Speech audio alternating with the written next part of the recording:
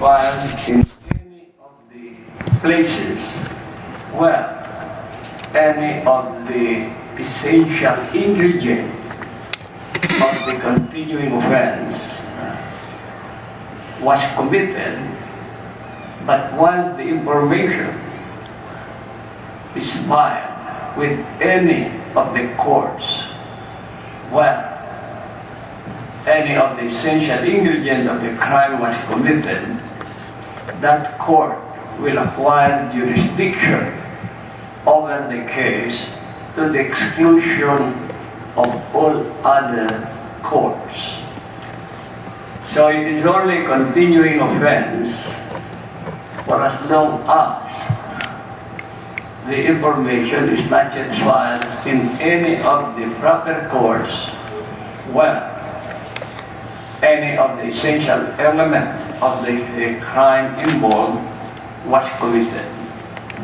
Now, this would require you to be able to determine whether the crime committed is a continuing offense. Otherwise, if filed in a place which has no jurisdiction over the crime committed, all proceedings had in that court will be null and void. So you must be able to discern whether the crime committed is a continuing offense or not. For instance, a motor vehicle was stolen in Manila.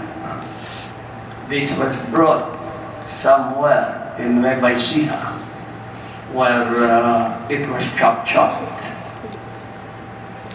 The vehicle was eventually traced, having been cannibalized somewhere in Nueva Ecija. May the criminal prosecution for kidnapping be filed in Nueva Ecija, or should it be filed in the city of Manila? Is kidnapping a continuing offense?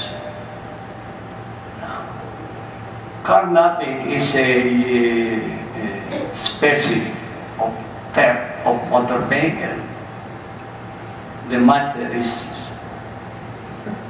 considered before the anti-kidnapping law as qualified theft. And the crime of theft, like robbery, is consummated the moment the offender acquired or gained complete control of the property being stolen. So the moment that the motor vehicle was driven out of its garage or the house where it is kept, brought to Nueva Ecija, the crime does not continue all the way to Nueva Ecija. The moment the vehicle was already completely possessed under the control of the offender while still in Manila, the crime is consummated, and therefore the prosecution of the crime can only be had in the city of Manila and not elsewhere where the vehicle was driven. So you should be able to identify whether the crime was a continuing crime or otherwise it is not, and is already consummated in one place, even though the crime is supposedly committed as to the other place. For instance, an affidavit supposed to be containing a narration of fact by a witness in a case under preliminary investigation in the prosecutor's office in Pampanga. The affidavit was prepared in Quezon City, notarized in Quezon City. The narration of facts are false, and therefore, being made under oath, the same would constitute the crime of perjury. Now, where should the criminal complaint for perjury be filed? Should it be in Quezon City, or should it be in Pampanga, where that perjured affidavit is to be filed? Now, you may have already read a decided case on this. Even if the perjured affidavit will be filed in a case in Pampanga, the perjury is already committed in Quezon City, where the false narration of facts were made under oath, subscribed and sworn to before a notary public in Quezon City. It is not the place where that affidavit would be used, but the place where it was formulated. So the notary public in Quezon City had to stay the place where he notarized the document. Place will be Quezon City if he notarized it in Quezon City. It is there where the violation of the oath was committed. A fugitive from justice who escaped while serving sentence went from place to place. Let us say escaped from Muntinlupa. He spent the night in one of the houses of a friend in Las Piñas. The next day, he took a bus going to Batangas. From there, he again took a boat going to Mindoro. There he was captured. May the criminal action be filed in Mindoro? Or should it be filed only in Las Piñas, where he escaped from the place of confinement? Evasion of service of sentence is a continuing crime because the offender is a fugitive from justice. Wherever he may go, he is evading service of sentence because he is supposed to be confined where the sentence will be served, but he evaded the confinement going to different places. So those different places where he had gone and stayed is a proper place for filing the criminal action. So this is your problem under this section 15 of Rule 110, so far as where the criminal action should be instituted. As to the commission of a crime on board a train, an aircraft, or any motor vehicle, the rule now expressly stated that the criminal action may be filed in the place of departure, place of arrival of that train, aircraft, or motor vehicle, and in any of the proper court of the place where that train, aircraft, or motor vehicle passed in the course of that trip. So in the case of the train, first trip was from here to Lucena. From there, it moved on, going to the north. The criminal action can only be filed either here or in Lucena or any of the places where it passed. If the fellow, let us say, was killed on board the train, as to the second trip, going to a different place, outside already of the first trip to Lucena, criminal action for that crime cannot be filed in the court of the other place anymore, because that is already a different trip. So it does not include all those places where the vehicle passed, or those places where the vehicle passed during that trip where the crime was committed. Note the proper place of territorial jurisdiction of the court: place of departure, place of arrival, any places where that moving train, aircraft, or motor vehicle passed in the course of the trip. In the case of a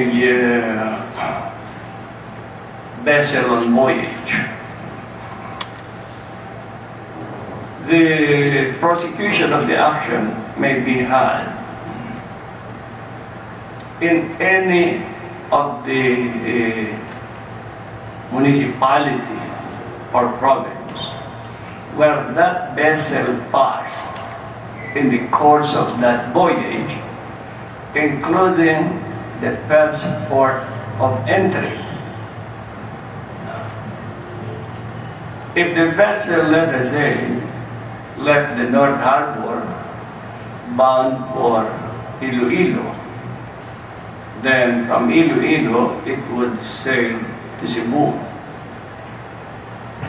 The voyage from North Harbor to Iloilo was the one where the crime was committed. So it is only within that territory where the vessel passed in the course of that voyage where criminal prosecution could be had. First port of entry is in Iloilo. Now from Iloilo to Cebu, it will be already a second voyage. So if the crime was committed in the course of her voyage up to the first port of entry, the prosecution of the action can only be done in that place or places where the vessel passed in the course of that first voyage. Although the voyage proceeded to Cebu, that was already a second voyage. The filing of the criminal prosecution, therefore, in Cebu for a crime committed in the first leg of the voyage of the vessel, that court in Cebu has no jurisdiction over the crime charged, because the territorial jurisdiction thereof, as defined under subsection C of section 15 of Rule 110, lay the jurisdiction only in the first leg of the voyage, where the first port of entry was in Iloilo. In a case where a stowaway managed to hide at the bottom of the vessel when the vessel left North Harbor bound for Cebu. When the vessel was already on voyage within the provincial boundary of Mindoro. The parsers started checking the tickets of the passengers, and they came upon one who has no passage ticket for that voyage. The parsers were asking him of his ticket, and he could not choose any ticket that would authorize him to board the vessel in that voyage. So the parsers bodily lifted the stowaway, threw him out of the vessel. The vessel was identified to be within the provincial boundary of Mindoro. At the time, this stowaway was thrown overboard. And this was noted by some of the other passengers. When the vessel arrived in Cebu as its first port of entry, the family of the passenger who was thrown out or thrown overboard the vessel were waiting. And the stowaway whom they were expecting did not come out of the vessel. So they started inquiring from the other passengers who were alighting from that vessel if they have come upon a passenger whom they described. And many were able to identify him as the passenger who was thrown overboard.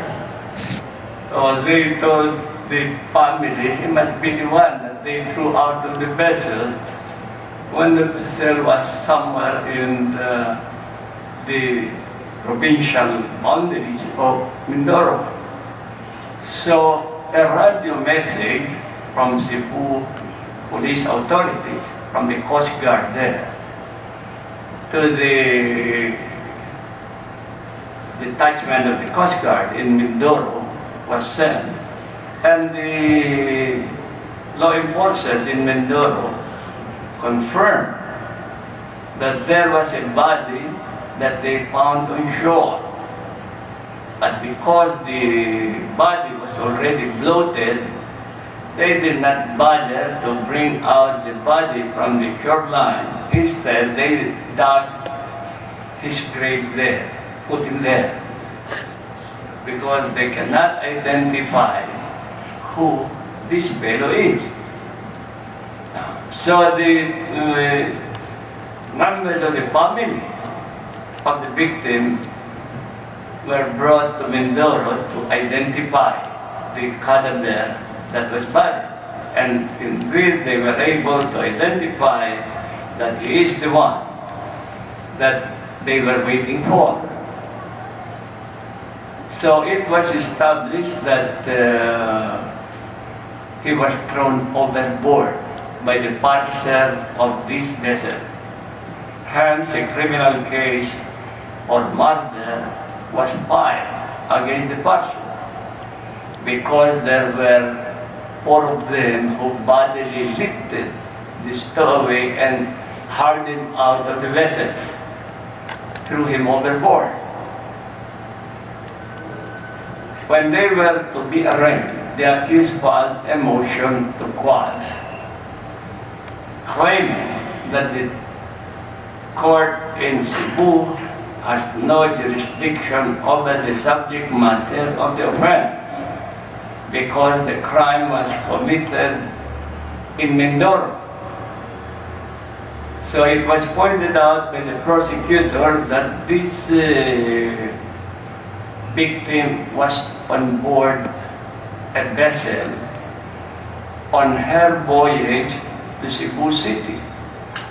But somewhere along that voyage, he was thrown overboard by the accused.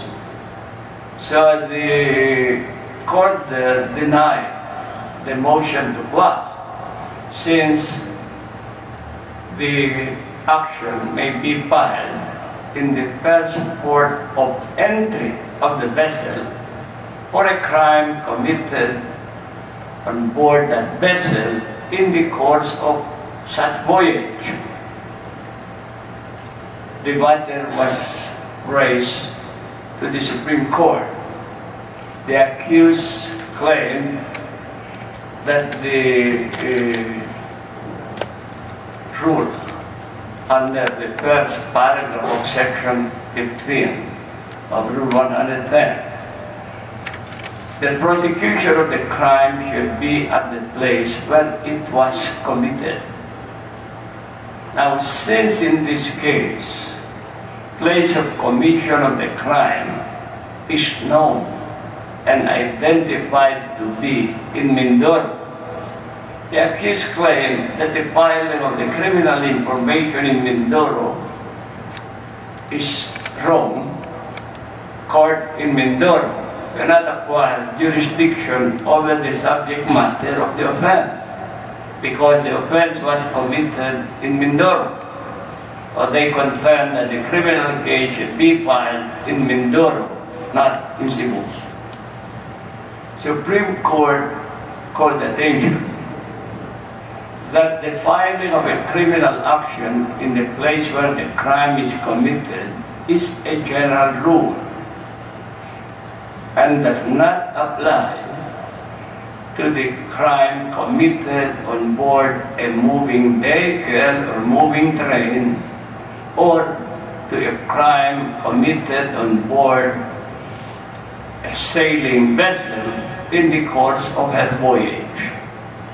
The rules under subsection B and subsection C as to where the criminal action should be filed is peculiarly confined only to these incidents where the crime was committed in the course of the moving vehicle or moving train, or in the case of a voyage, crime committed in the course of a voyage. So for as long as the crime is committed on board a vessel, the courts in the proper place mentioned in subsection C of the provision applicable should be the one to govern. So in those cases where the crime was committed on board a moving train or aircraft or motor vehicle, even though the exact place or location where the moving train, aircraft or vehicle was when the crime was committed may be established, that does not change the rule. The rule allows the filing of the criminal case at the place of departure, place of arrival, and any of the places where such moving vehicle or train passed during that trip. So where the crime was committed on board a vessel in the course of a voyage, it will be subsection C or section 15 that would then govern. So as long as the prosecution of the action was instituted in the first port of entry of the vessel or in any of the city or municipality where the vessel passed in the course of her voyage, is the proper place where the action should be commenced. This is not an addition to the general rule. These are exceptions to the general rule, where the crime will be subject of prosecution, not necessarily at the place where it was committed, but in the place where the moving vehicle or the vessel in the course of their voyage would be at the time the crime was committed. Now you understand the application of subsection B, subsection C of section 15, rule 110. This is the location proper for the filing of the criminal action.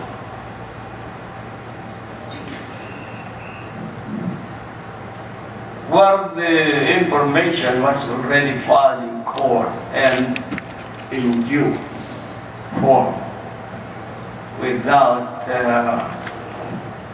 a breach of the rule on the sufficiency of the allegations therein, the court will acquire jurisdiction over the crime committed unless the filing of the criminal case is with the wrong court, not in accordance with section 15 of rule 110.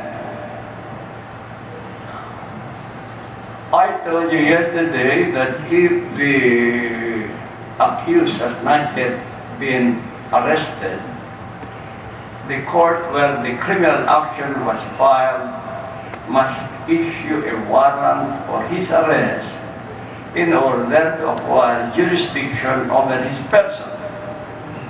And also I emphasize to you that before the court would issue a warrant of arrest, it must conduct so-called preliminary examination.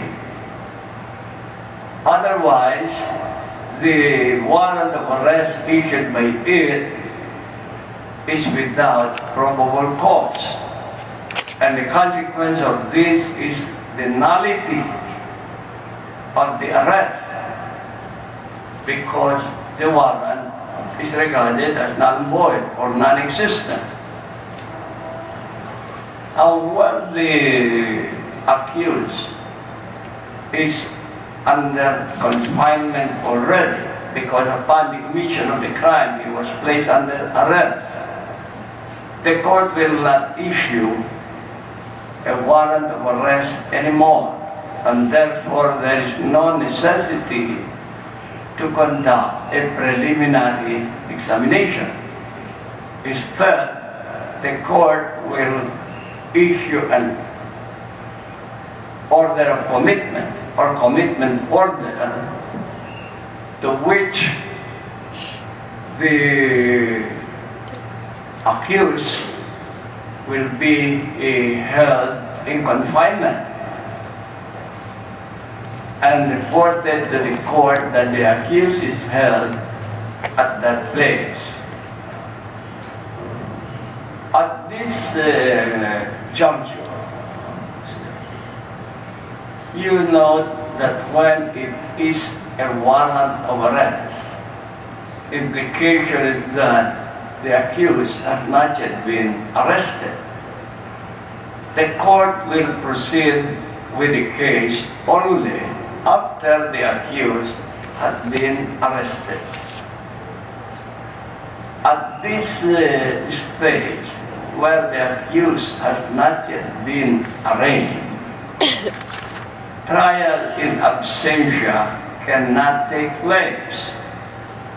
The rules of procedure allow trial in absentia only after the accused had been arraigned and had already entered a plea. Court can already proceed even though the accused may have jumped bail or had gone into hiding. But before the jurisdiction over this person is acquired, the court cannot validly proceed against the accused. The accused must first be arrested.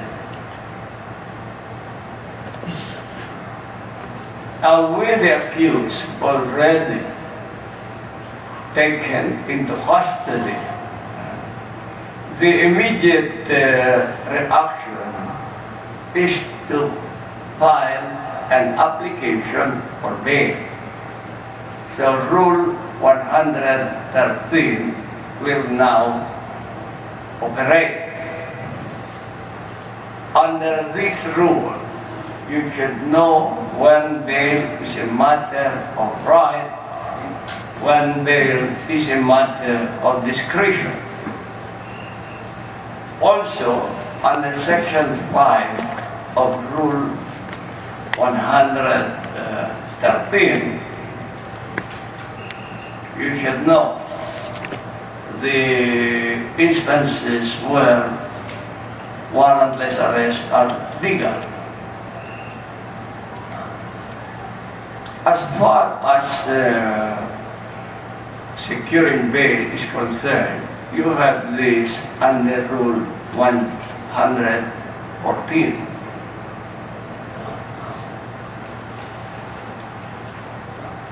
An offender under arrest or under confinement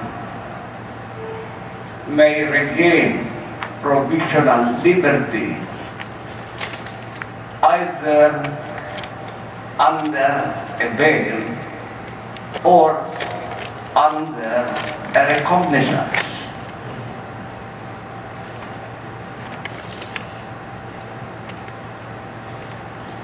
Now, if he would apply for bail, then you should know when bail is a matter of right, when bail is a matter of discretion. Then also under Section 5 of Rule 114, the instances where even if the application for bail has been granted or bail has already been obtained, if the accused would then be convicted for the crime charged and the penalty imposed is no less than 6 years imprisonment, bail may be denied, and if bail was already granted, the same should be cancelled when the conviction is of an accused suffering from these circumstances. Firstly, when a crime was committed under the aggravating circumstances of recidivism, quasi-recidivism, habitual delinquency, or repetition or reiteration. Secondly, if the accused had previously escaped from the place of confinement or had jumped bail or had evaded service of sentence or violated any of the convictions of his bail.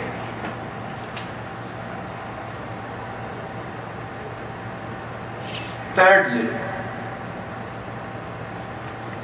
when the crime involved carries the penalty of reclusion perpetua, life imprisonment, or death,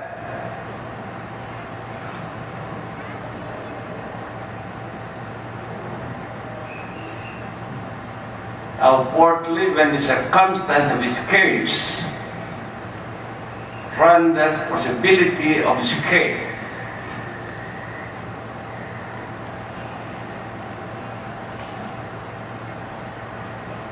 a grant of bail may be denied, or if bail is already granted, may be cancelled. And lastly, when there is probability that if granted bail, he will commit another crime. You find this under Section 5 of Rule 114. But more fundamental is when bail is a matter of right, when bail is a matter of discretion.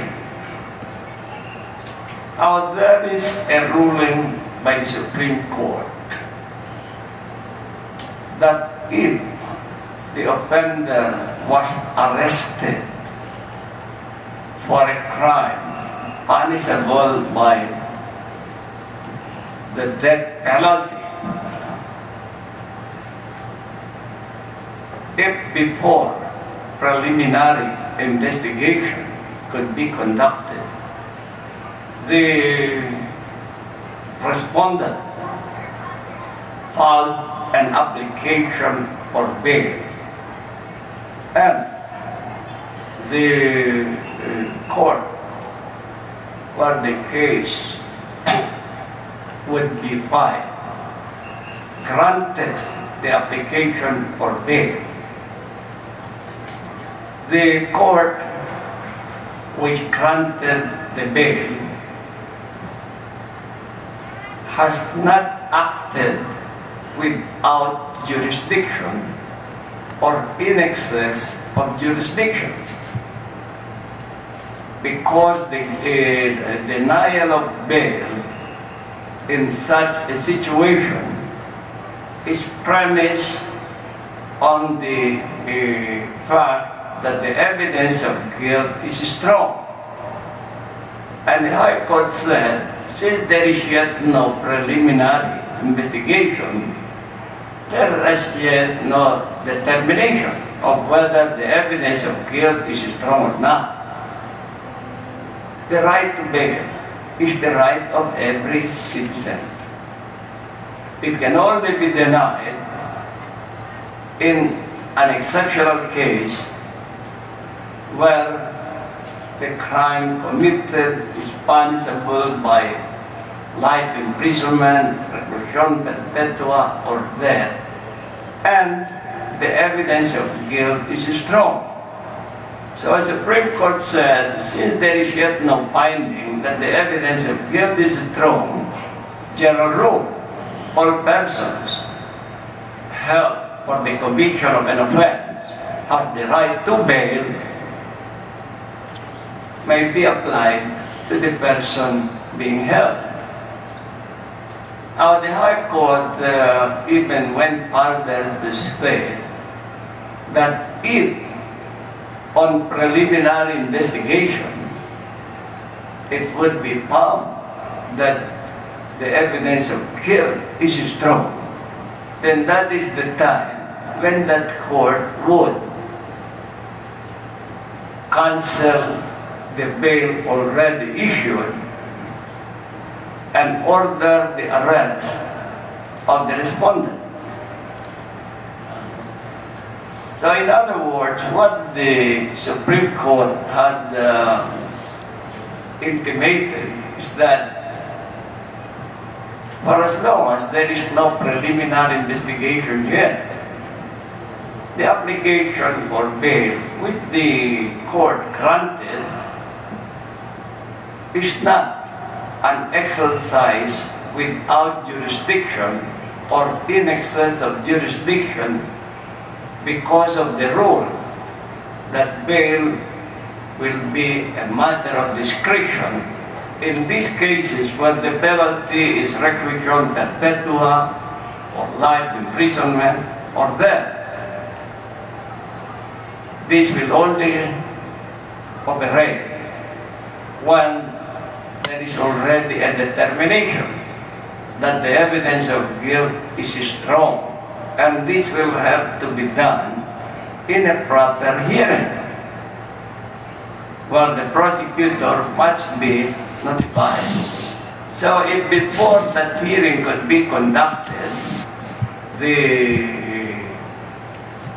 offender was arrested and confined, and he thereupon filed an application for bail, the court can act on the application for bail, grant the same. But if thereafter preliminary investigation would disclose that the evidence of guilt against that accused is strong, then the court then will cancel the grant of bail and order the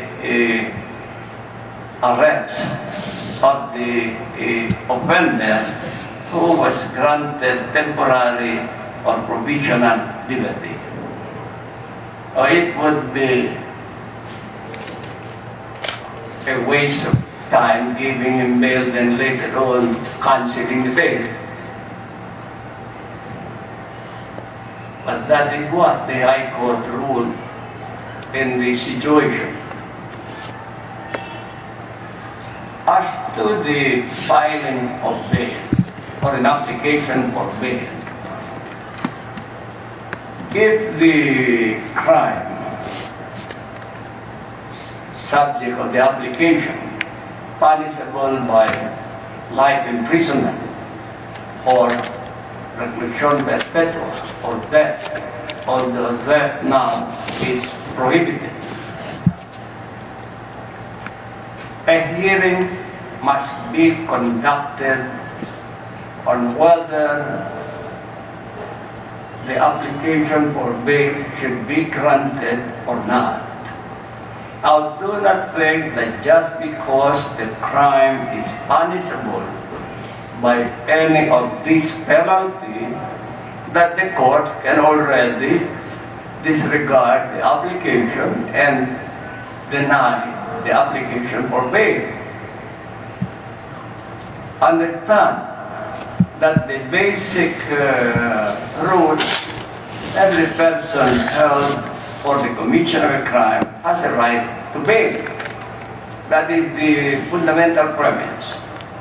Now, that right can only be denied when the evidence of guilt is strong. So it is not the penalties that determine the exercise of discretion. It is the determination of whether the evidence of guilt is strong or not that involves the exercise of discretion. So even if the crime is punishable by life imprisonment or reclusion perpetua, if the evidence of guilt is not strong, the court may grant bail provided that this be done in a hearing where the prosecution will also be given the opportunity to be heard. The court cannot act on the application for bail when the penalty is any of these without notice to the prosecution and without allowing the prosecution to be heard, file comment or file an opposition.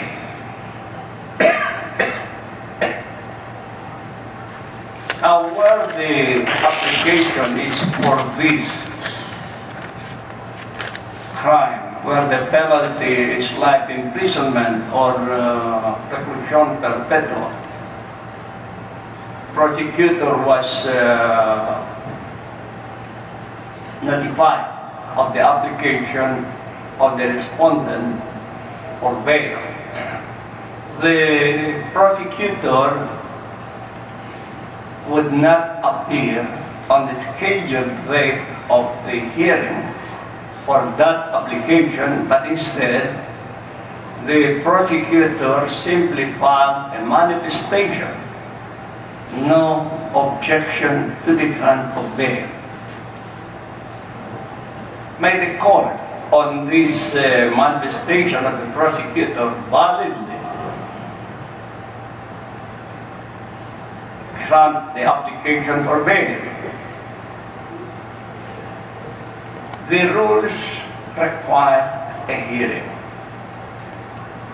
And in that hearing, you notice that the rules require evidence to be presented to enable the court to assess whether the evidence of guilt is strong or not.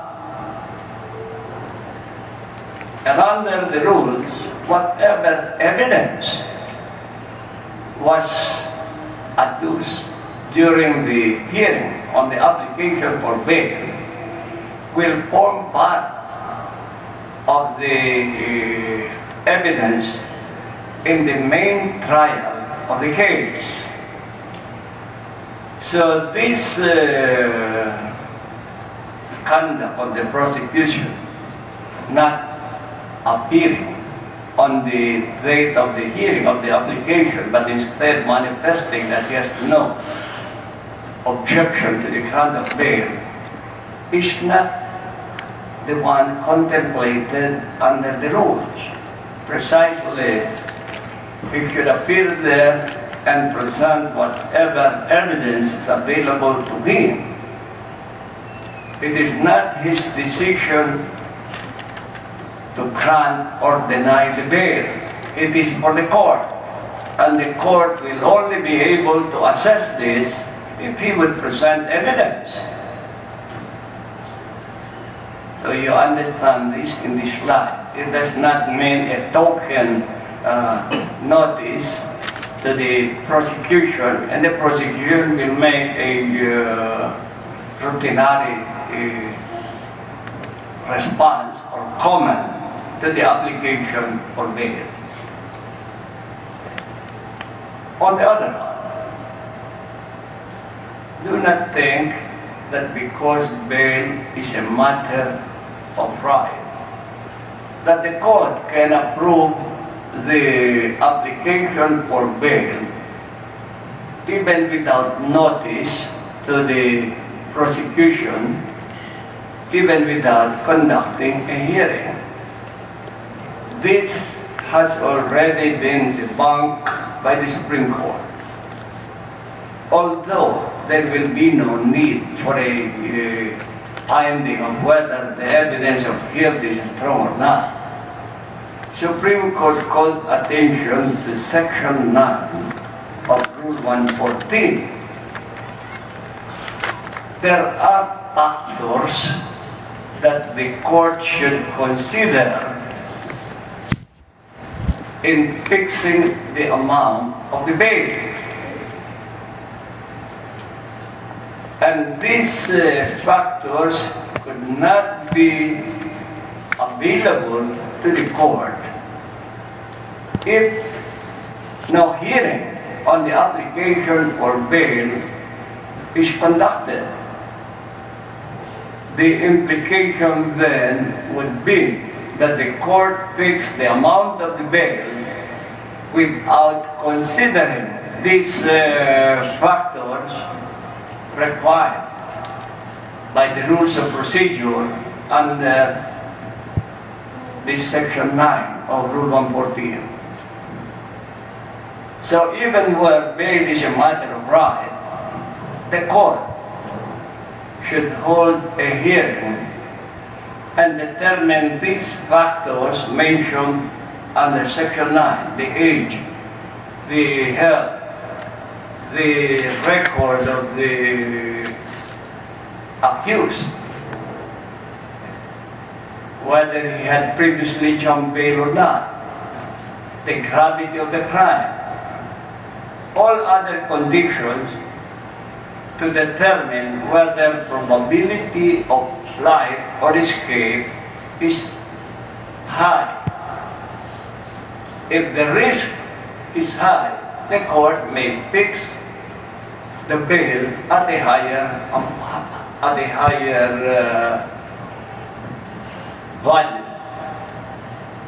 to serve its purpose of a security for the assurance that the accused shall not go into hiding, but instead appear before the court when his appearance is required. So all of this would be patently not complied with by the trial court in fixing the amount of the bail if the trial court would not conduct a hearing on the application for bail simply because bail under the situation is a matter of right. Even when bail is a matter of right, the court will conduct a hearing not for the purpose of determining whether evidence of guilt is strong or not, but for the purpose of determining what will be the amount that it will fix for the bail. Precisely that hearing will be taking into consideration the factors enumerated under that Section 9.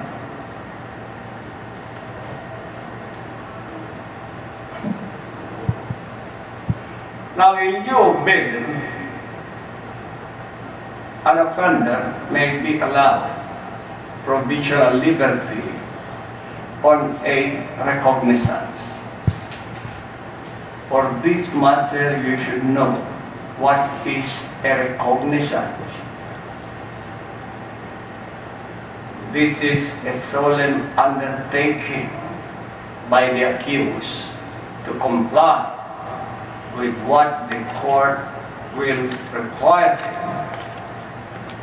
as a condition for regaining his provisional liberty. This is true under the magistrate court before of England and the United States. So the word recognizance implies also a sort of undertaking by the accused as a condition for gaining provisional liberty.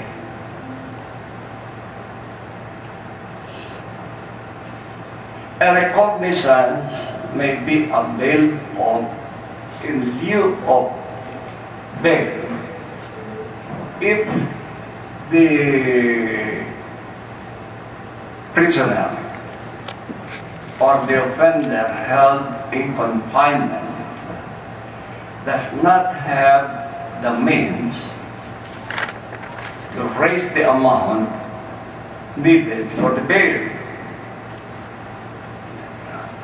If the offender does not have enough means for the amount of the bail required of him, it has been clarified that a recognizance may be applied for in any of the cases where this is authorized by law. Even if the offender invoking this may have a means of livelihood, if the income from such means is not enough for his subsistence and those of his family. But this manner of regaining provisional liberty is not available in those cases where there is no law allowing the release of the offender on a mere recognizance.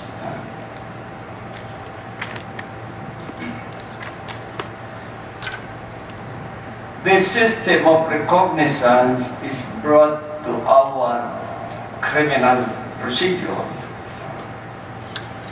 under the so-called Laurel Law, Republic Act 6036, which allows an offender accused of a crime where the penalty is imprisonment not higher than arresto mayor or 6 months and or a fine not exceeding 2,000 pesos. In such a case, for those offenders who could prove that they are without means to post bail for the crime of which they are charged, the court may allow them provisional liberty on the basis of a recognizance. Under the law, however, there are enumerated circumstances where the offender is disqualified from availing of this manner of obtaining provisional liberty. So this is not commonly available to an offender. Like bail, recognizance can only be applied for when there is a law allowing the same. Now, under our present rules of criminal procedure, a recognizance may be availed of in the following situations. One, when the crime committed is governed by the rule on summary procedure.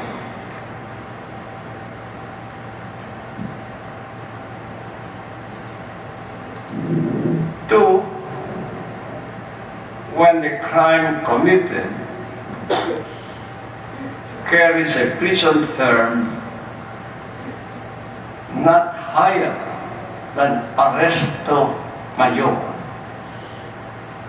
and or a fine not exceeding 2,000 pesos.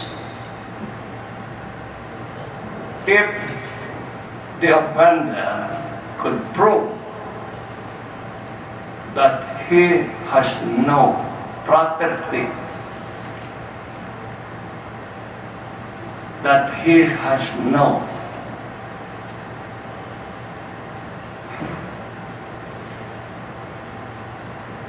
source of livelihood,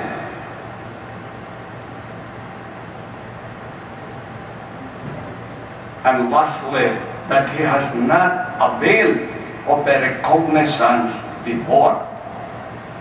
So this system of release on a recognizance can only be availed of once.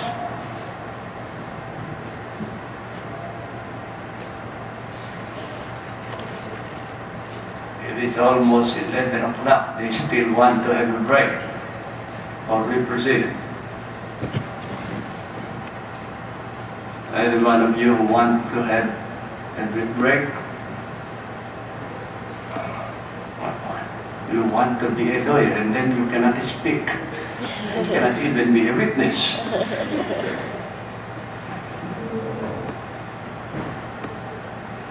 So we proceed. Yes, sir. The third instance where a recognizance may be availed of is where the offender is under preventive imprisonment and he has already been under such imprisonment for a period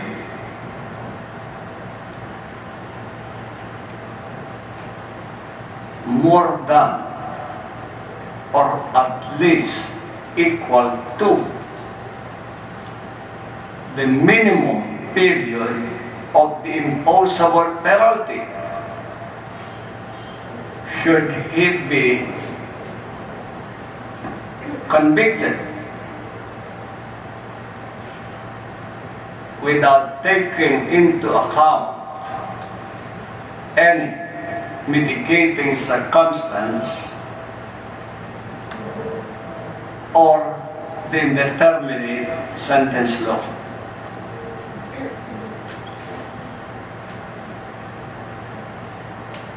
So if the offender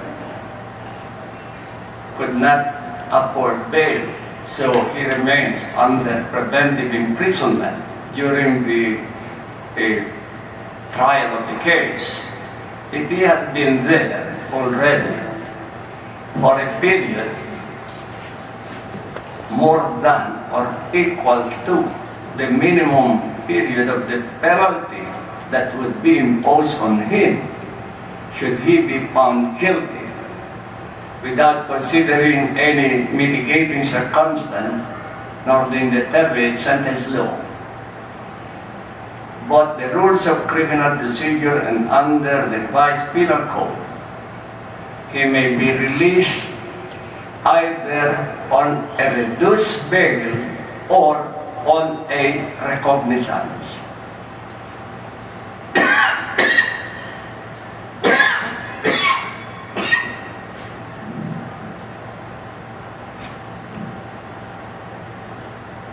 Now, fourthly,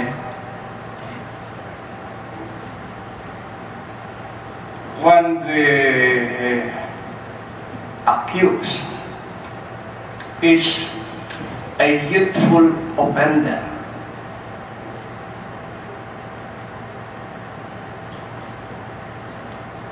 or he is being held for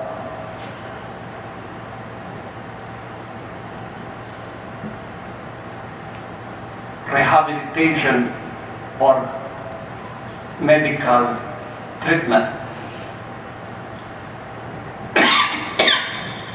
under Presidential Decree 603.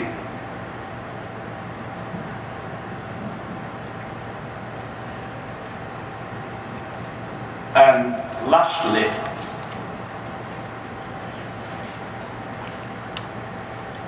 well,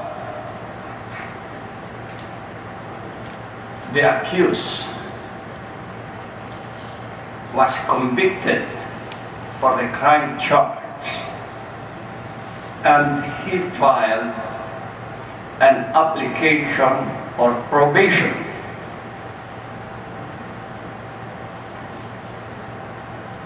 Pending the court's resolution of such application, the accused, as convicted by that trial court, may be allowed provisional liberty under a recognizance.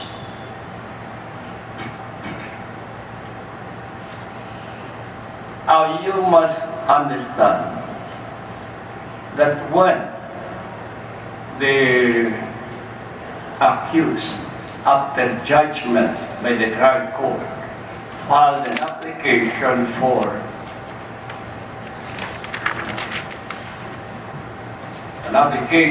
probation,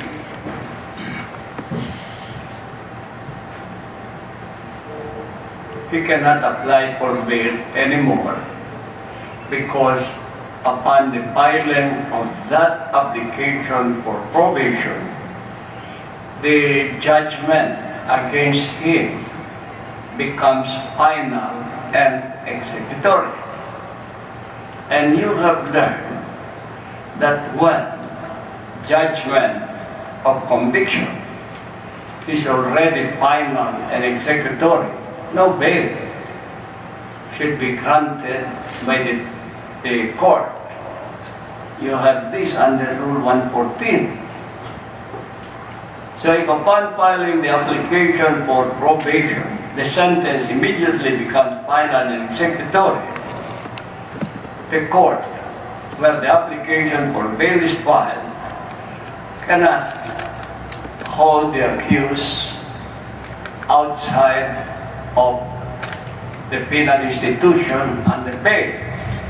On the other hand, the convicted offender should not also be made to start serving the sentence. He cannot be confined in the institution where he should be confined after the sentence has become final and executory. Otherwise, the trial court will lose jurisdiction to act on the application for probation.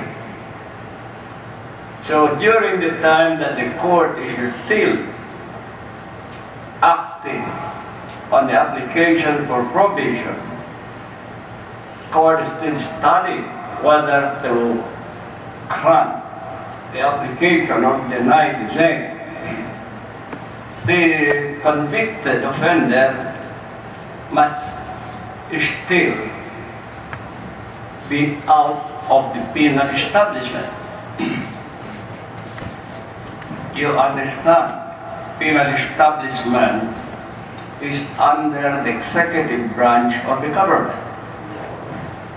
Once the convict is put inside that establishment, the court, as the judicial department of the government, cannot act on any matter about the case of which he is convicted.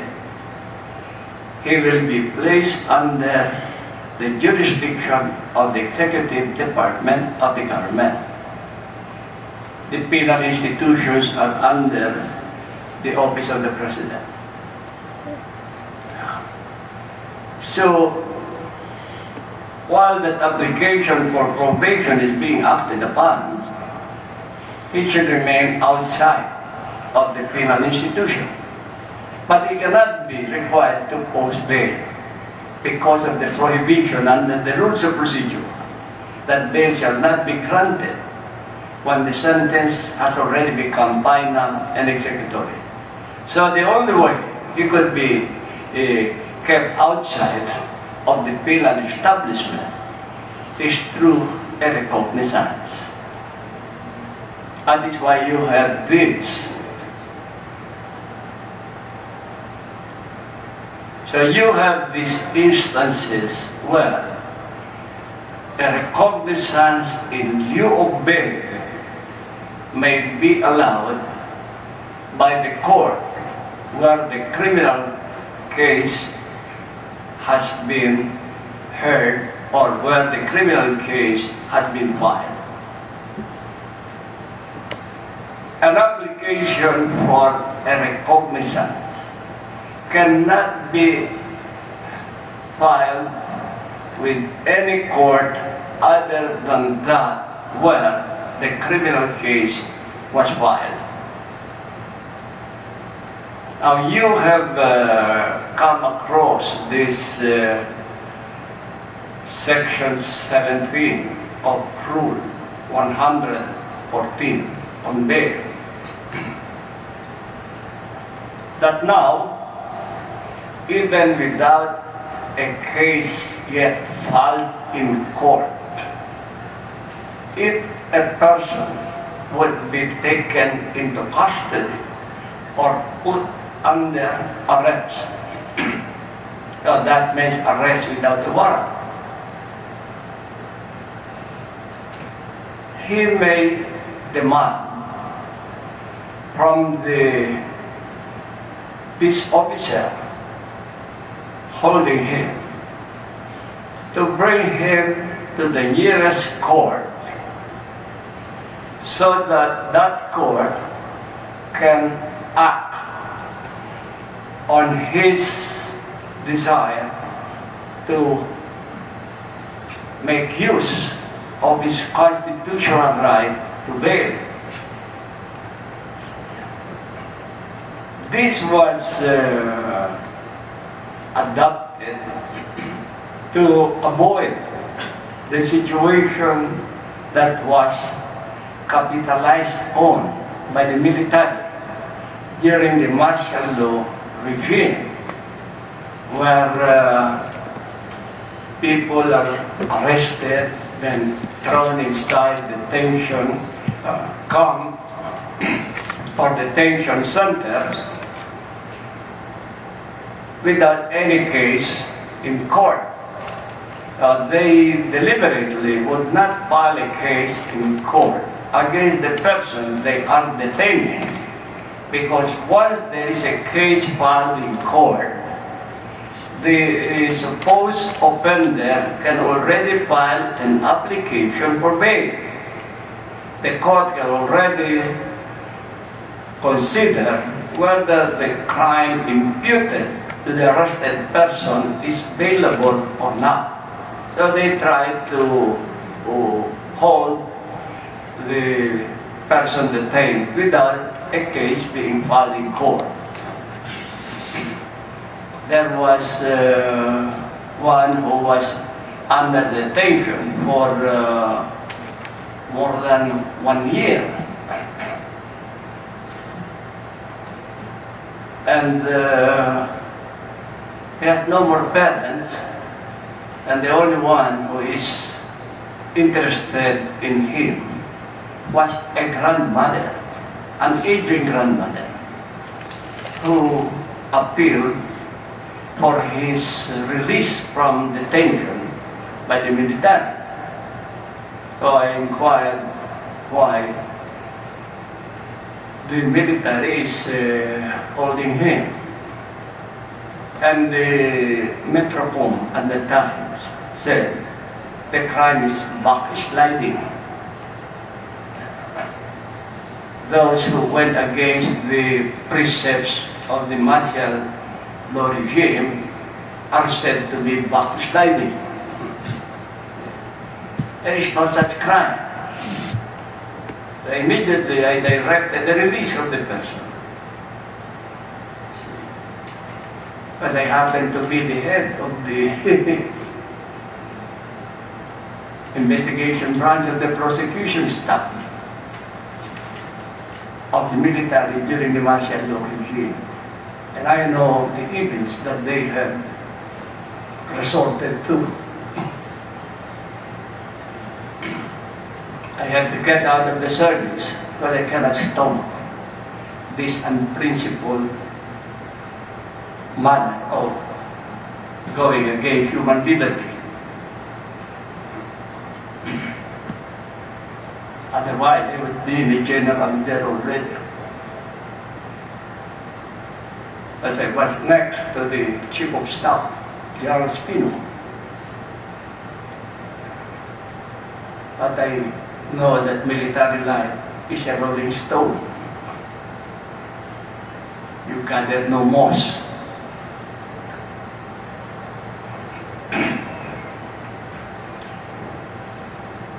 So the revised rules of criminal procedure now provide for that situation where even without a case being filed in court yet, a person who is arrested for a crime can demand from the arresting officer to bring him to the nearest court. And the rules now direct that court to determine whether the crime imputed to the arrested person is bailable or not. If bailable, it should determine the amount of the bail in accordance with the procedure for fixing this, and allow the release of the arrested person on bail. The mitimus of the proceeding should be forwarded to the court where the case against the arrested person may eventually be filed. This was not here before. That is why you have Article 125 of the Code, that immediately within that period, the case should be filed in court precisely to allow the arrested person to make use of his constitutional right to bail. For as long as the case has not been filed in court, the court cannot act. So there is no way to fix the amount of the bail because this is only done by the courts. So under the rule now, the rule on bail in section 17 of rule 114, you have that provision there. I was the one who put it there to avoid people from being detained without any case in court, so they cannot make use of his right to bail. Now, similarly, you should note under Rule 114 that if a person was arrested under a warrant of arrest in a place different from where the court in which the criminal case against him was filed, he may require the arresting officer to bring him to the judge of the regional trial court in the place where he was arrested. And if the regional trial judge was not available, he should be taken to the judge of a municipal trial court or municipal circuit trial court. And this judge is required to accept the bail that he may post as determined in the warrant of arrest. The warrant of arrest will state there whether the crime is bailable or not. If bailable, the amount of the bail required is stated there. So if a person, let us say, is charged in Manila, he was arrested in Baguio, he does not have to be brought to Manila to be able to post the bail. In Baguio, he can require the arresting officer to take him before the regional trial court judge in Baguio, any RTC judge there. And that RTC judge is required to accept the bail as shown in the warrant of arrest. Then forward the papers to the court where the case was filed. If the RTC judge was not available, the same may be done by the municipal trial court judge. In a recent ruling of the Supreme Court called attention to the difference in the procedure provided under Rule 14, that if the offender was arrested when there is yet no case filed against him in court, he has a right to demand of the arresting officer to bring him to any judge of that place where he was arrested. No specification that he should be brought to an RTC judge. So it may be an RTC judge, it may be a judge of an imperial court. But in the particular provision where there is a warrant of arrest under which the offender was arrested, he should be brought only to the regional trial court judge. It is only when the RTC judge of that place where he was arrested is not available, that he then be brought to the judge of the municipal trial court or of the imperial court. Only then may the judge of the imperial court acquire jurisdiction to act on the matter of bail for that arrested person. Now, in this case, I am adverting to, although the RTC judge was in fact conducting session in the same place, the municipal trial court judge, a lady, granted bail because the accused was arrested pursuant to a warrant of arrest. Supreme Court called her attention that what she did is not moral because her authority to act as a municipal judge is only when the regional trial court judge is not available. Otherwise, she has no authority to act on the matter of bail because this is a case already filed with another court, and if the case filed in another court is filed with the regional trial court, it would be absurd for the judge of the imperial court to be the one acting on the bail of that accused. So the rule vests jurisdiction to determine the bail of one who is arrested under a warrant of arrest, which implies that there is already a case filed against that arrested person in another court. So the court that can only act on the matter must be a collegiate court also. Cannot be an imperial court. That is why Supreme Court called the attention of the judge of the imperial court. Maybe the lady judge was compassionate, so the matter was brought to her to approve.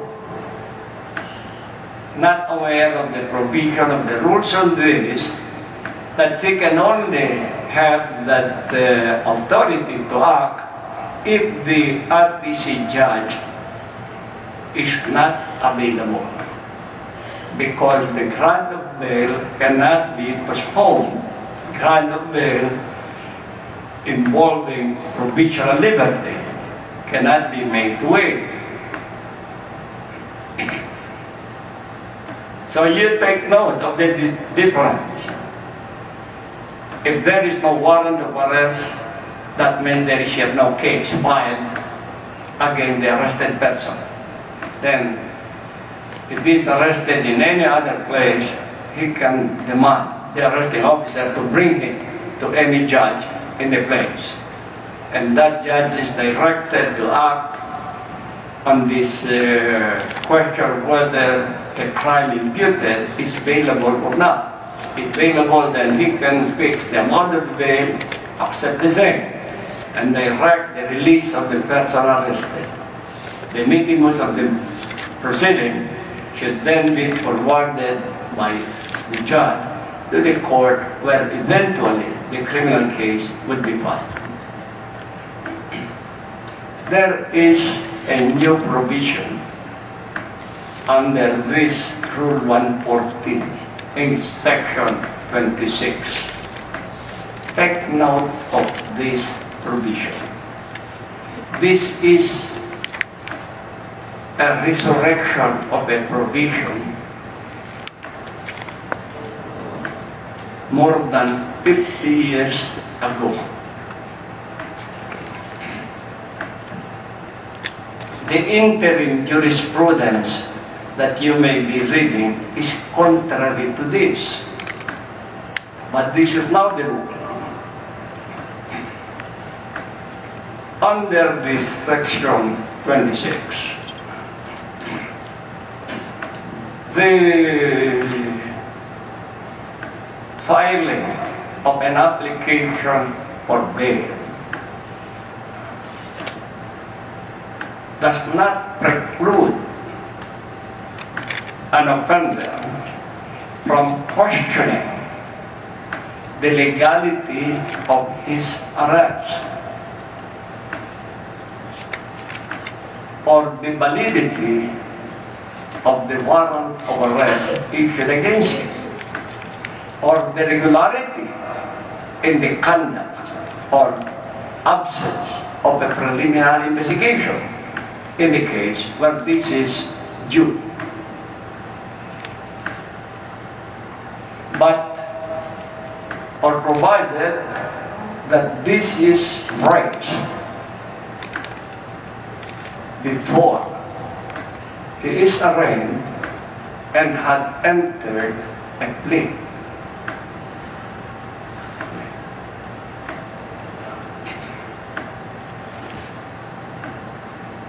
So there is that limitation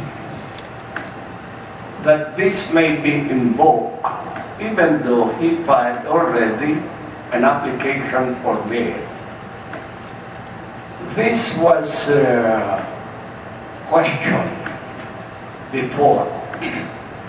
In that case of Rolito Go, where a student of the La Salle University was shot there in Wilson Street in San Juan. The old rule was then still in force, that once an accused files an application for bail, he cannot anymore question the legality of his arrest or the validity of the warrant of arrest issued against him, or of the lack of a preliminary investigation, or the regularity of the conduct of the preliminary investigation. This was the rule before, because when a person applies for bail, the implication is that he is submitting to the jurisdiction of the court where the case against him is filed. It is considered as absurd for the offender to question the authority of the court to issue a warrant for the arrest of the accused, or to proceed with the case without a preliminary investigation.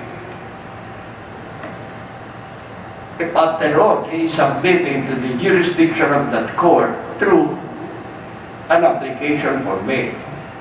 So once the application for bail is filed, no more question as to the legality of the arrest, the validity of the warrant of arrest, the filing of the case in court without preliminary investigation, or the regularity of conduct of preliminary investigation.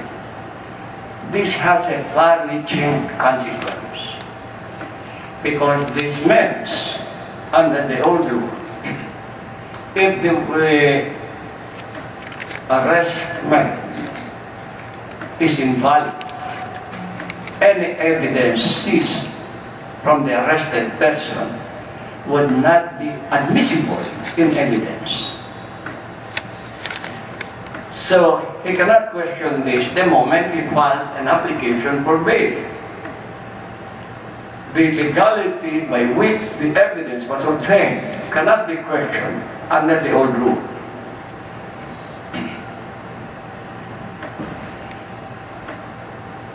In this case of Rolito Go,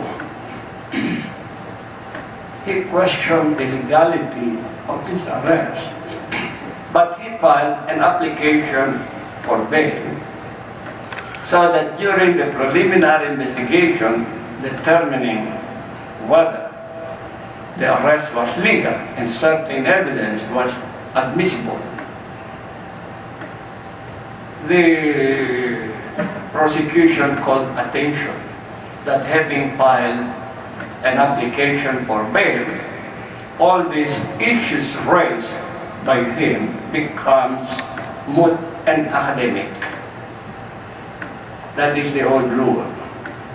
Now, they have resurrected this rule more than 50 years ago. Case of U.S. versus Red, where the filing of an application for bail should not preclude or prevent a person charged with the commission of an offense from questioning the legality of his arrest or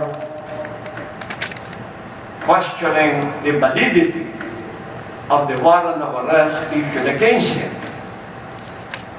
or the regularity or absence of the conduct of a preliminary investigation,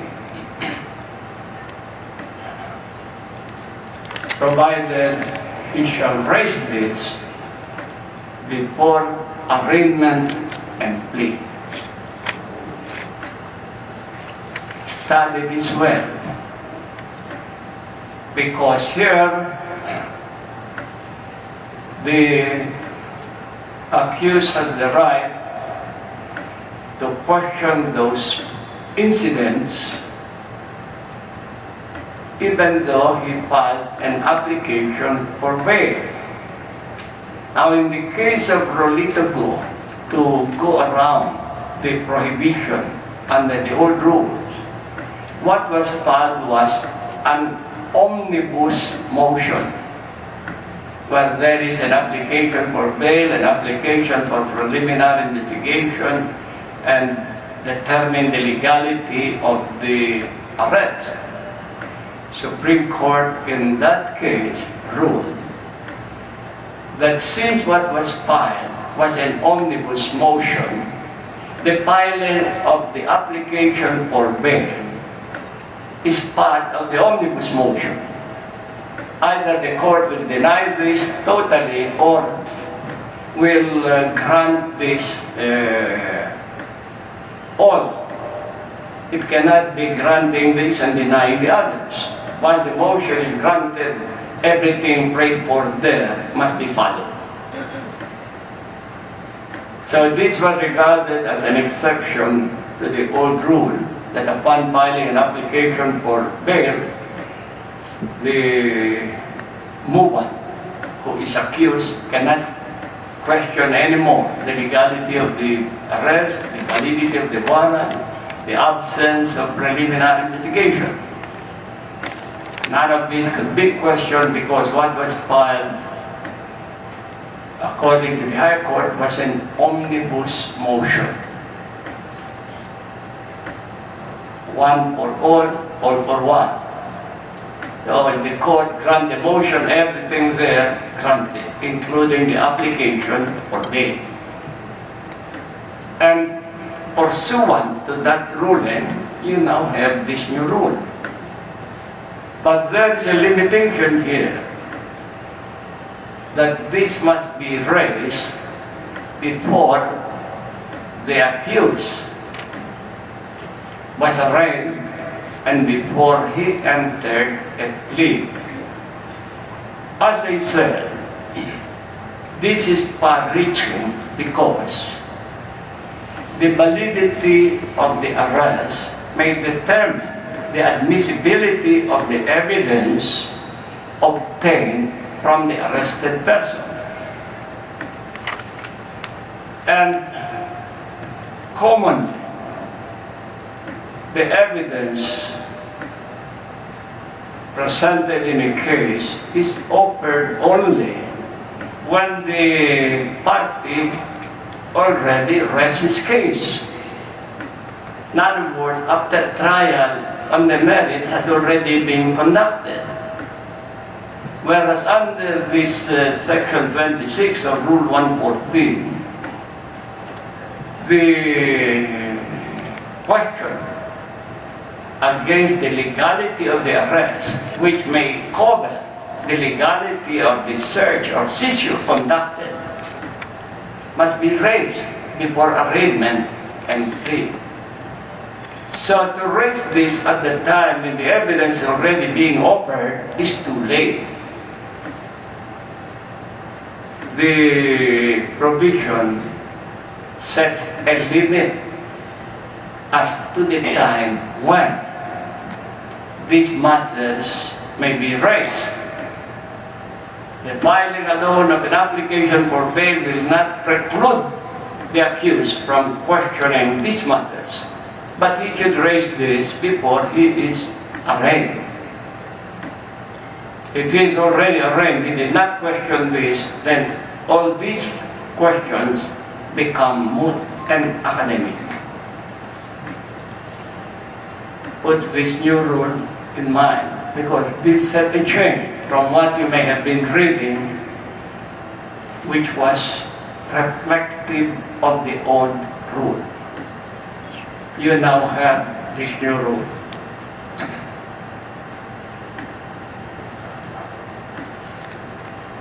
Now, with the accused having applied for bail, the court acquired jurisdiction to proceed against him. Arraignment and plea will follow. Before, the rule on arraignment and the rule on plea are separate under the old rules of criminal procedure.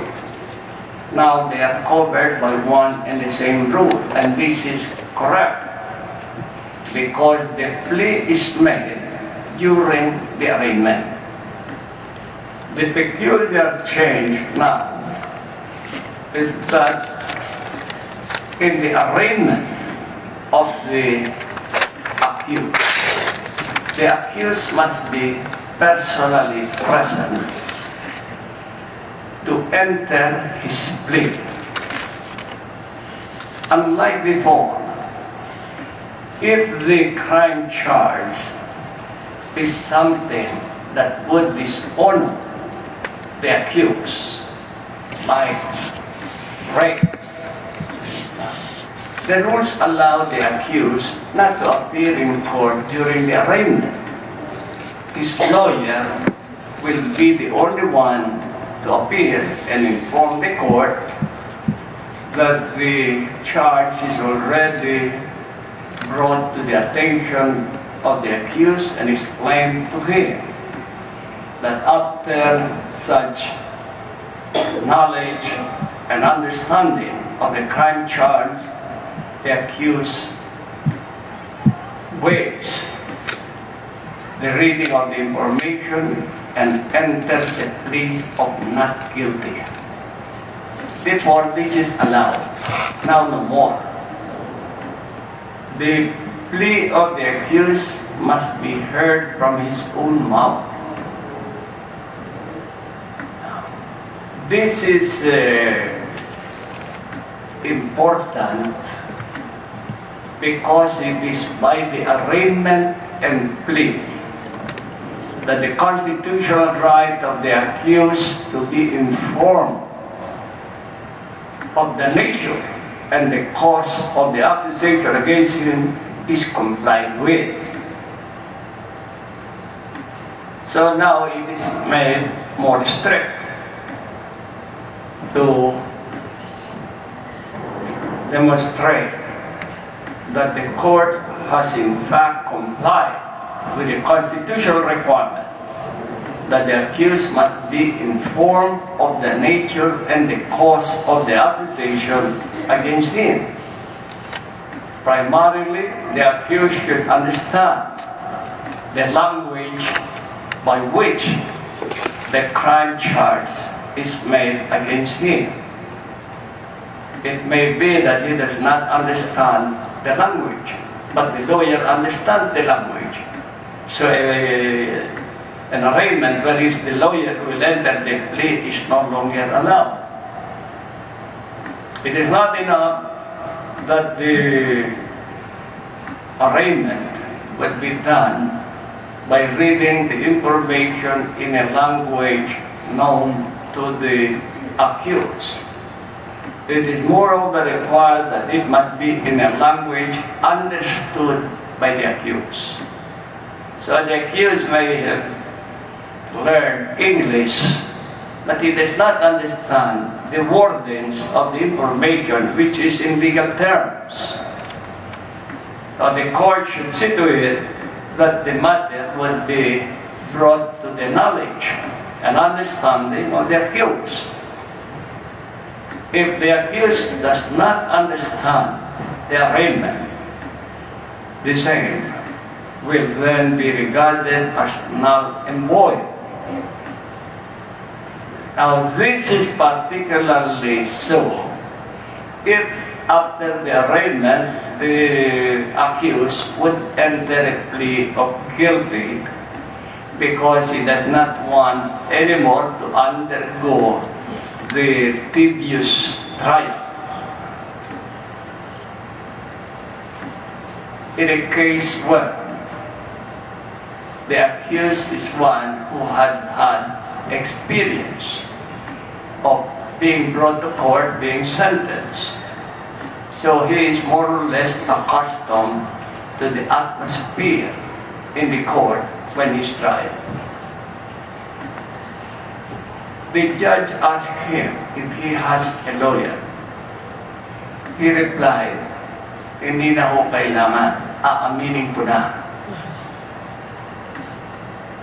So the court again reminded him that if he does not have a lawyer, the court will have to appoint a lawyer for him so that his rights under the law would be safeguarded. That is why the court is interested to know whether he has a lawyer of his choice. The accused reiterated, hindi na po kailangan, aaminin ko na. But just the same, the judge appointed a counsel de officio. Counsel de officio was talking with the accused, explaining the nature of the charge. And the accused said, aggravative judge ninyo. Sinabi ko na, hindi na kailangan, aaminin ko na. Kailangan ipaliwanag pa sa akin yan. But just the same, counsel the official performed his duties. After that, the counsel the official informed the court that he has already explained the whole thing to the accused. So the court inquired from the accused whether he understood that with his plea of guilty, he is admitting everything alleged in the information, including the aggravating circumstances there. This fellow was laughing, or he was smiling, looking at the gallery, but scratching his head. So the judge censured him to listen. Oh, he listened. The judge explained to him that by your plea of guilty, the court can already sentence you with this penalty. And he started looking at the gallery, again smiling, said yes, scratching his head. The judge was so peeved or irritated about this fellow smiling while the proceedings of the arraignment was going on. So the judge directed the court stenographer to put it on record that the accused does not seem to mind whether he is convicted or not. So he's smiling always while the information was being read to him. So the court then ruled case submitted for decision. Naturally, the court entered a decision of conviction. And it turned out that the penalty then was death. So this case went to the Supreme Court at that time by automatic review. Now the automatic review is through the Court of Appeals. Supreme Court then went over the record to evaluate whether really the proper requisites of arraignment had been followed.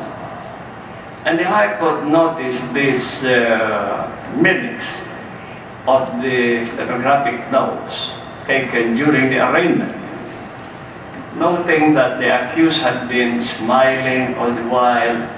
He does not seem to care whether he's convicted or acquitted. He appears to be a cold-blooded offender. On that score, Supreme Court nullified the arraignment. And the High Court directed the trial court to enter a plea of not guilty and to proceed with the trial.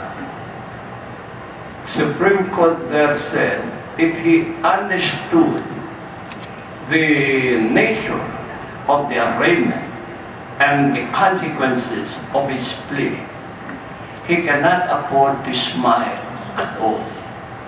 The fact that he's been smiling all along demonstrates he does not understand the consequences of his plea. So it is important that during this stage, the accused must be properly informed of the nature of the accusation against him and the cause or basis thereof. When an accused enters a plea of guilty, he does not only admit the act imputed to him, he admits all the circumstances alleged in the information as the basis surrounding the commission of the crime. At this stage, while the accused, upon arraignment, enters a plea of guilty, the same will signify that he is admitting the crime imputed to him with all the aggravating circumstances that may be alleged in the information. So in a case where, on arraignment, the accused entered a plea of guilty, the crime was homicide. Penalty for this is a divisible penalty. So the trial court obviously wanted to find out the proper period in which the penalty will be imposed. So the court required the prosecution to present a witness to declare the circumstances under which the killing was committed. So a witness was presented by the prosecution on the witness stand. The defense counsel cross-examined the witness about the testimony on the circumstances. After the witness had testified and the court had taken notes of his testimony, the court asked the accused, "You want to say something?" So the accused said, "Yes, he wanted to refute what the witness for the prosecution said." So the court instructed the defense counsel to put him on the witness stand. The accused testified. From his testimony, the court gathered that he acted only in self-defense. So after that, the case submitted for decision the court rendered a decision of acquittal. So the prosecution and the offended party complained about this. The accused himself admitted having committed a crime, and yet the court acquitted him. So the prosecutor, through the Solicitor General, raised a petition for review before the Supreme Court as to whether an accused who enters a plea of guilty can still be validly acquitted. Supreme Court in this case of People versus Basilisa, that what the trial court should do in such a case is to require the accused to withdraw formal plea of guilty, because with a plea of guilty on record, the court cannot render a judgment of acquittal. That plea of guilty must first be withdrawn.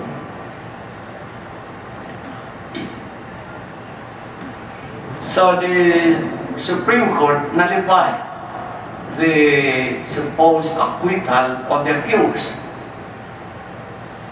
The counsel for the accused raised question on double jeopardy, because the acquittal of an accused in a criminal case is immediately executory, and the accused cannot be again prosecuted for the same offense for which he had been already acquitted. But the Supreme Court said there is no double jeopardy where the judgment of acquittal is null and void because it was rendered in violation of due process of law. The case was decided by the trial court without conducting a trial. So the decision reached has no basis on the records of the case. The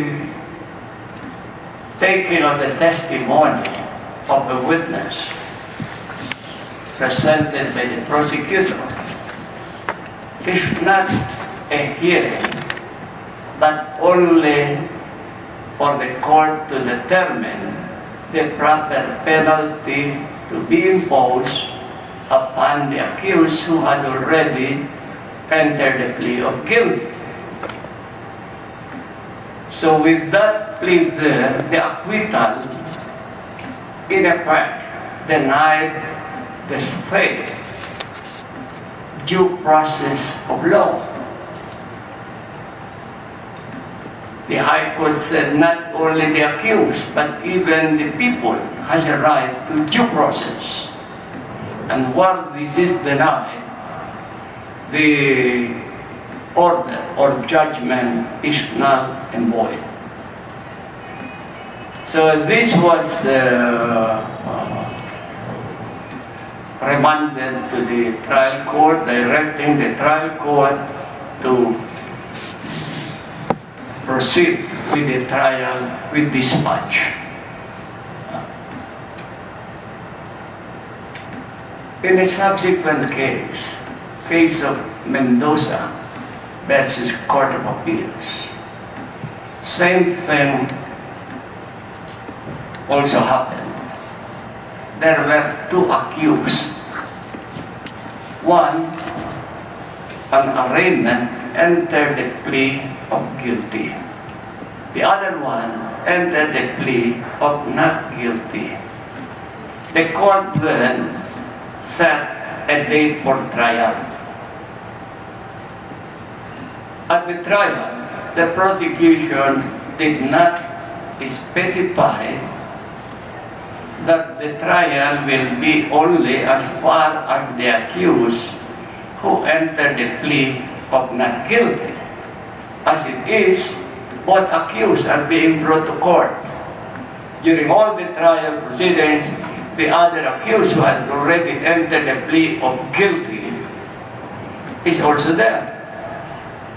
Now, after the prosecution had completed presenting its evidence, the accused, not only the one who entered the plea of not guilty, but even the other one was presented by the defense counsel. In other words, evidence in full was presented before the court, both from the side of the prosecution and from the side of the accused.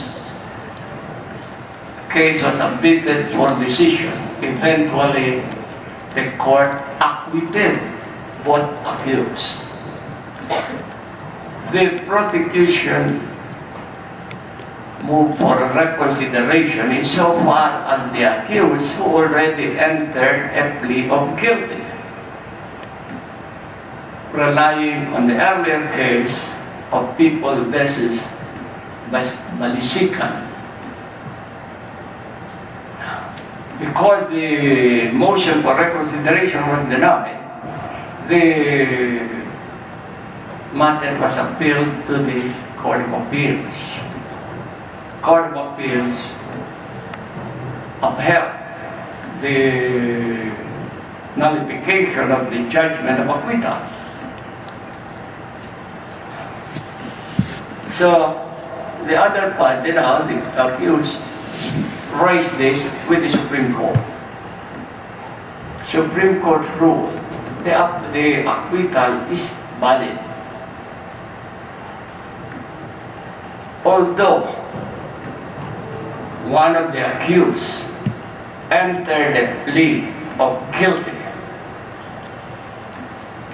there is no law or rule of procedure that requires the court to render a judgment of conviction when the evidence presented would show that the accused who entered a plea of guilty is innocent of the crime charge. So the reference to the earlier case was differentiated by the Supreme Court from this later case. That in the first case, there was no trial at all. What transpired is simply for the court to be informed as to the proper period the penalty would be imposed, which is no trial at all. But in this case, there was a trial where both the prosecution and the accused were given full opportunity to present their evidences. Now, what the evidences laid before the court would show that the accused does not deserve to be convicted, the implication is that the plea of guilty made by one of the accused was entered improvidently without the accused knowing the consequences of the plea. There is no law, said the High Court, that requires the court to convict an accused just because he has entered a plea of guilty. Primary role of the accused is not, of the court is not to convict, but to administer justice. So were the evidences presented before the court would justify otherwise than what the accused had entered as his plea, the trial court is correct in acquitting the accused while the evidence will not sustain a conviction. While it is desirable for the court to require the accused to enter the plea of guilty to withdraw that plea, substitute it with a plea of not guilty before promulgating the judgment of acquittal, yet this is a form of lapses which the court is the one to blame. The accused should not be made to suffer just because the court failed to take into account procedural requirements compared to the findings that the evidences adduced do not meet the requirement of proof beyond reasonable doubt. It is not only a prerogative but a duty of the court to acquit the accused. So you have here two almost contradicting rulings. Now you know or observe, in the first case there was no trial. The witness was only heard to guide the court on the proper period, the penalty of reclusion temporal, which is a divisible penalty, should be imposed. In the second case of Regala, the trial court conducted a full-blown trial.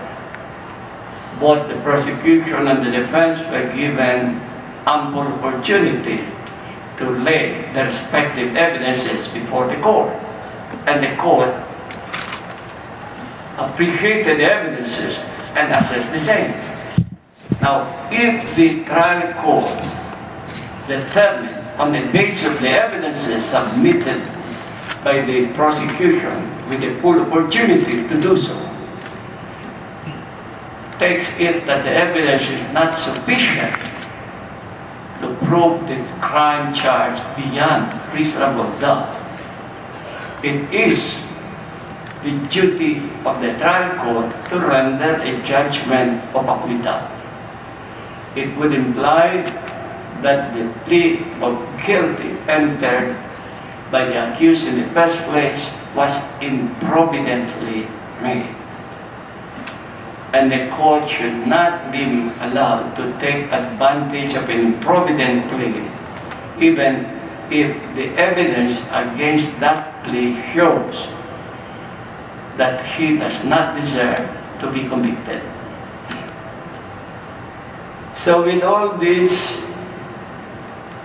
you can relax on this rule on arraignment and plea because there is no more capital offense now. The highest penalty imposable, life imprisonment or reclusion perpetua. Now you get it clear. It is only as to the death penalty that there is automatic review under the Constitution. Now that the penalty is reclusion perpetua or life imprisonment, there is no automatic review here. So although this penalty is under the appellate jurisdiction of the Supreme Court, the party appealing from the judgment should follow the procedure for taking the appeal. You cannot expect that the case will be elevated under an automatic review on appeal. There is no such automatic review where the penalty is not there. So now that the death penalty has been prohibited and said to have been abolished, this automatic review disappears. The cases now that are undergoing supposed automatic review but course through the Court of Appeals for intermediate review of only those where the death penalty was imposed at the time this Republic of 9346 has not yet been enacted or has not yet been approved. But after this death penalties which require automatic review is finished, no more automatic review. So we will pick it up from here when we review. The next stage that would follow would be retrial, where the accused on arraignment enters a plea of not guilty. What will come next is the pre-trial of the criminal case. It is now mandatory. So we resume on this. Let us again resume at 1:30. We adjourn at 4 o'clock. We'll meet again tomorrow. So let us have a lunch.